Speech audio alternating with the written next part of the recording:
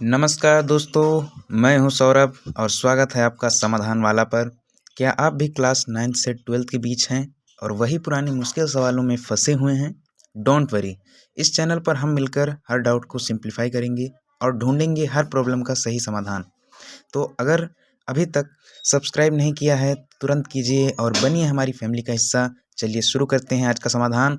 आज हम class 11th के चैप्टर 1 समुच्चय का समाधान देखेंगे, जिसमें पहली क्लास इंट्रोडक्शन की होती है।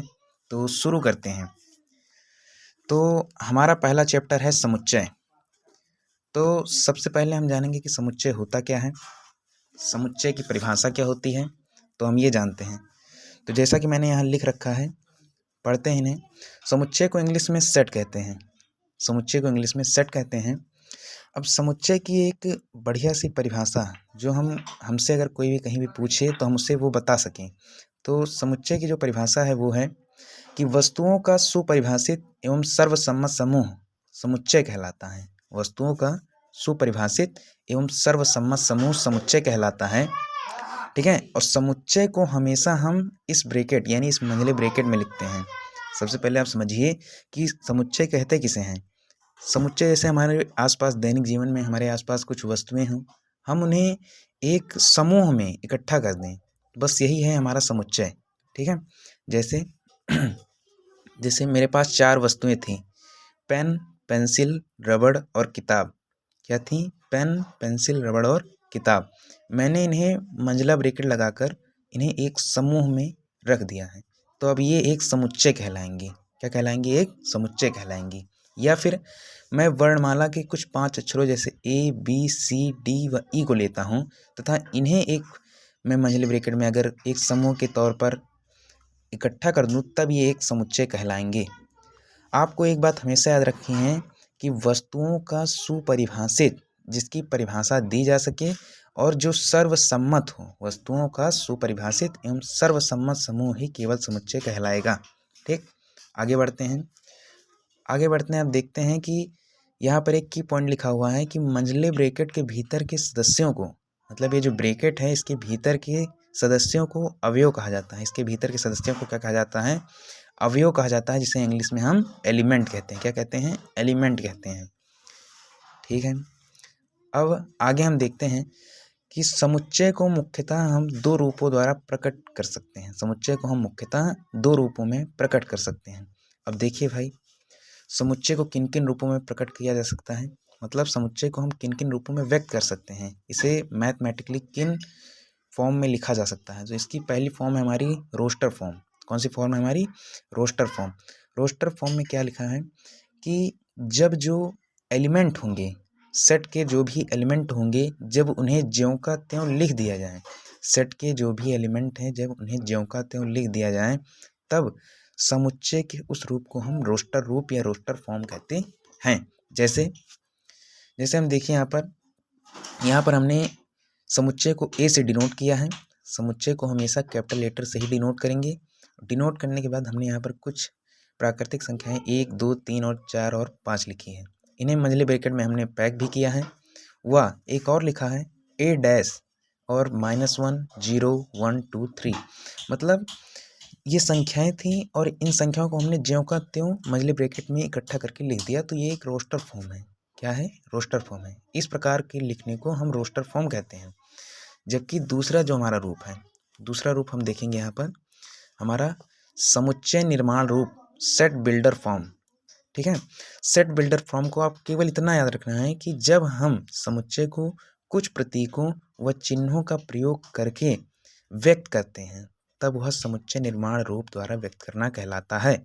जैसे उदाहरण के रूप में आप ए बराबर जो ऊपर था 1, 2, 3, 4, 5, ये जो अवयव थे हमने कुछ इस प्रकार से लिखा। यहाँ पर आप देखिए ये जो चिन्ह लगा है इसे हम कहते हैं सच that x, such that x. इस चिन्ह को कहते हैं कॉलन का चिन्ह। इस चिन्ह को क्या कहते हैं? कॉलन का चिन्ह कहते हैं। जिसे यहाँ पर कॉलन का चिन्ह तो है, किंतु इसे पढ़ा क्या जाएगा? इसे पढ़ा जाएगा सच दैट। क्या पढ़ा जाएगा? सच दैट, जिसका हिंदी में पर्याय होता है इस प्रकार है कि। इसे हम पढ़ेंगे x सच दैट x, यानी x इस प्रकार है कि x बिलोंग टू, ये चिन्ह है बिलोंग टू का, किसका चिन्ह है, बिलोंग्स टू का, मतलब संबंध रखता है। यानी x such that x belongs to r, मतलब जो x है, x इस प्रकार है कि x जो है वो वास्तविक संख्या r से बिलोंग करता है। ठीक है, और कॉमा लगाकर लिखा है कि x की जो वैल्यू होगी वो 1 से बड़ी होगी या 1 के बराबर होगी। 1 इज लेस देन और equal to x and x is less than और इक्वल टू 5, यानी x का मान 1 से लेकर 5 तक होगा। आप जब इसे रोस्टर फॉर्म में हल करेंगे तो आपका यही समुच्चय वापस से आ जाएगा। ठीक है, अब आगे बढ़ते हैं। अब a डैश बराबर ऊपर वाला जो समुच्चय था, मैंने इसी उदाहरण को सेट बिल्डर फॉर्म में लिखा है। देखिए उसी प्रकार यहाँ पर भी x such that x belong to r, यानी x इस प्रकार है कि x वास्तविक संख्या r से संबंध रखता है और x का जो मान है वो -1 is less than equal to x and x is less than और इक्वल टू 3, यानी x का मान -1 से लेकर 3 तक होगा, जो कि इस प्रकार होगा। तो मुझे जहाँ तक उम्मीद है कि आप यहाँ तक समझ गए होंगे। मैं एक बार फिर से रिपीट कर देता हूँ ऊपर से। हमने सबसे पहले पढ़ा कि समुच्चय सेट्स क्या हैं, तो हमने पढ़ा कि वस्तुओं का सुपरिभाषित एवं सर्वसम्मत समूह समुच्चय कहलाता है। अर्थात कि जब वस्तुओं का सुपरिभाषित एवं जिसकी परिभाषा दी जा सके और जो सबकी सहमति में हो, केवल वही समुच्चय कहलाएगा। समझिए, समझने की कोशिश कीजिए। और समुच्चय को हमेशा हम बंधले ब्रैकेट में लिखते हैं। ठीक, दूसरी बात हमने पढ़ा कि समुच्चय को किन किन रूपों में हम व्यक्त कर सकते हैं। तो समुच्चय को व्यक्त करने के लिए हमारे पास पहला रूप था रोस्टर रूप, यानी रोस्टर फॉर्म। दूसरा फॉर्म था हमारे पास समुच्चय निर्माण रूप। हमने दोनों फॉर्म को पढ़ा। अब इसके बाद हम पढ़ेंगे कि समुच्चय के प्रकार। समुच्चय कई प्रकार के होते हैं, जिनमें से पहला समुच्चय है हमारा रिक्त समुच्चय, जिसे हम इम्प्टी सेट कहते हैं। क्या कहते हैं? इम्प्टी सेट, जिसमें हम समझेंगे कि वह समुच्चय जिसमें एक भी अवयव नहीं होता है, वह समुच्चय जिसमें एक भी अवयव नहीं होता है उसे रिक्त समुच्चय कहते हैं। मतलब कि ऐसा समुच्चय जिसमें कोई एलिमेंट ही ना हो, जिसमें कोई अवयव ही ना हो, तो क्या कहलाएगा? हमारा रिक्त समुच्चय कहलाएगा। ठीक है, जैसे जैसे यहाँ पर देखिए a बराबर x such that x, a बराबर x such that x belong to n, x such that x belong to n, ये मैंने सेट बिल्डर फॉर्म में लिखा है। मतलब कि x इस प्रकार है कि x वास्तविक संख्या से संबंध रखता है और x का जो मान है वो 1 से बड़ा हो और 0 से छोटा हो। आप मुझे बताइए, क्या ऐसी कोई संख्या है प्राकृतिक जो कि 1 से बड़ी हो लेकिन 0 से छोटी हो? 1 से बड़ी हो लेकिन 0 से छोटी हो, ऐसी कोई संख्या है ही नहीं। यानी इसमें जो होगा कोई अवयव नहीं होगा, यानी इसे हम इस प्रकार लिखेंगे। तो सीधी सी बात है, इसे हम फाई, ये किसका चिन्ह है? ये फाई का चिन्ह है। ठीक है, ये फाई का चिन्ह है, तो इसे हम फाई या एक ब्रैकेट जिसमें कोई भी अवयव ना हो से प्रदर्शित करते हैं। ठीक, रिक्त समुच्चय भी हो गया हमारा। रिक्त समुच्चय के बाद हम दूसरा समुच्चय पढ़ेंगे, परिमित व अपरिमित समुच्चय, डिफिनिट एंड इनडिफिनिट सेट्स। तो इनकी परिभाषा है, परिमित समुच्चय की परिभाषा है कि जिनमें अवयवों की संख्या निश्चित है, जिनमें अवयवों की संख्या निश्चित है, परिमित समुच्चय कहलाते हैं।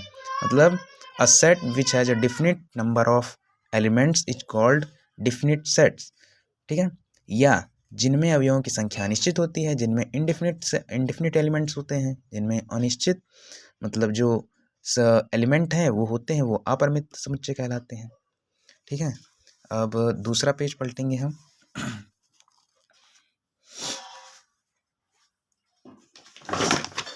तो अब इसके आगे हम देखेंगे परिमित और अपरिमित समुच्चय के उदाहरण। जैसे परिमित समुच्चय का उदाहरण देखिए, a बराबर दिया है 1 2 3, इसको और भी लिख सकते हैं आप, जैसे a डैश बराबर 5 6 7 8 9, मतलब जिसमें हम गिन सकें कि कितने एलिमेंट हैं, तो वही हमारा परिमित समुच्चय का उदाहरण है।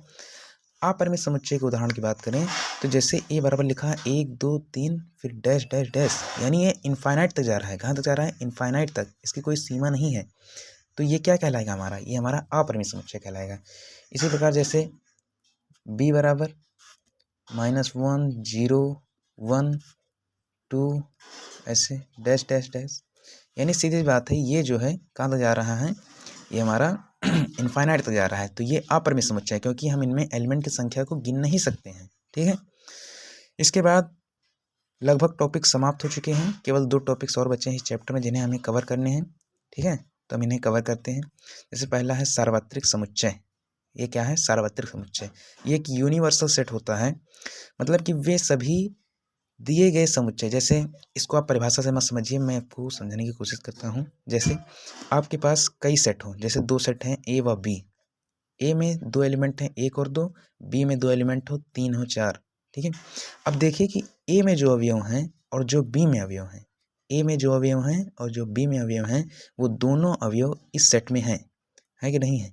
इसमें 1 और 2 हैं, 1 2 हैं, इसमें 3 और 4 हैं, इसमें ये भी हैं। अर्थात दिए गए सेट जो हैं उनके सभी अवयव जिस सेट में हों, मतलब दिए गए समुच्चयों के सभी अवयव जिस समुच्चय में हों, वह समुच्चय ही यूनिवर्सल सेट सार्वत्रिक समुच्चय कहलाता है। इसे यूनिवर्सल के चिन्ह से प्रदर्शित करते हैं। आपको बस इतना समझना था। इसके बाद हम आते हैं समुच्चय का पूरक। आपको सवाल लगाने के लिए ये टॉपिक बहुत इंपॉर्टेंट है, आपको ये पता होना चाहिए। समुच्चय का पूरक, complement of the set. Complement of the set में आप जानिए कि इसको भी ऐसे समझते हैं, जैसे हमें एक अवयव दिया है 1 2, एक सेट दिया है जिसके एलिमेंट है 1 2 3, और एक यूनिवर्सल सेट दिया है जिसके अवयव हैं 1 2 3 5 और 6। अब अगर आपसे कहा जाए कि ए का पूरक बताइए, यानी कॉम्प्लीमेंट ऑफ द ए बताइए, तो आप उसे हम ए डैश से प्रदर्शित करेंगे। यहाँ पर बी होता तो बी डैश, सी होता तो सी डैश। अब आपको ए डैश निकालना है, तो ए डैश निकालने के लिए आपको यूनिवर्सल सेट में से उन अवयवों को निकाल देना है जो ए में थे। मतलब जैसे ए में 1 2 3 था, तो 1 2 3 यहाँ से निकाल देंगे, बचेगा 5 और 6, उससे हम ए डैश में लिख देंगे। बस यही हमारा कॉम्प्लीमेंट ऑफ द ए हो जाएगा, ए डैश। ठीक, अब एक टॉपिक बच रहा है जिसे भी आपको जानना जरूरी है, उपसमुच्चय। उपसमुच्चय जिसे हम इंग्लिश में कहते हैं सबसेट। सवाल लगाने के लिए आपको इस टॉपिक का ज्ञान होना भी बहुत ज़रूरी है। उपसमुच्चय सबसेट के बारे में आप ये कह सकते हैं कि जैसे समझिए ए बराबर एक अवयव दिया है 1 2 और 3। अब ए में जो 3 अवयव हैं, अगर मैं एक सेट बनाऊं बी, इसमें 1 2 3 5 और 6। मैं इतने सरल उदाहरण इसलिए ले रहा हूं ताकि आपको शुरुआत में समझने में कोई दिक्कत ना हो। ठीक है, जैसे अब ए बराबर 1 2 3 है और बी बराबर 1 2 3 5 6 है। अब आप देख सकते हैं कि ए में जो अवयव हैं वो बी में भी हैं, ए के अवयव बी में हैं। ए के सभी अवयव जब किसी सेट में हो, मतलब दिए गए सेट के किसी सभी अवयव किसी दिए गए सेट में हो, तो वो जो है, मतलब जैसे ए है, अब ए के सभी अवयव बी में हैं, तो बी जो है वो ए जो है वो बी का उपसमुच्चय कहलाएगा। ए क्या कहलाएगा? बी का उपसमुच्चय। इसी प्रकार जैसे सी बराबर एक उदाहरण लेते हैं 5 और 6, और डी बराबर एक समुच्चय लेते हैं 5 6 8 और 9। अब जब सी के सभी अवयव डी में हैं, तो सी डी का एक उपसमुच्चय कहलाएगा। जब किसी समुच्चय के सभी अवयव किसी दूसरे समुच्चय में हो, तो वह समुच्चय उस समुच्चय का उपसमुच्चय कहलाता है। कंफ्यूज होने की ज़्यादा ज़रूरत नहीं है। सवाल लगाते टाइम इस टॉपिक को मैं दोबारा रिपीट कर दूंगा, तो आपको ये समझ में आ जाएगा। तो इसी तरह हमारी आज की क्लास समाप्त होती है। हमने आज चैप्टर 1 की इंट्रोडक्शन को पढ़ा और उसे समझा। मेरे हिसाब से आपने सभी टॉपिक्स को ध्यान से पढ़ा होगा। मैंने इन टॉपिक्स को समझाने की पूरी कोशिश की है। तो अगर आपको वीडियो अच्छा लगा हो तो वीडियो को लाइक करें, सब्सक्राइब करें, और मुझे अगर कोई टिप्स देना चाहते हो या कोई कन्फ्यूजन रह गया हो या डाउट हो तो उसे कमेंट सेक्शन में पिन करें। Thank you.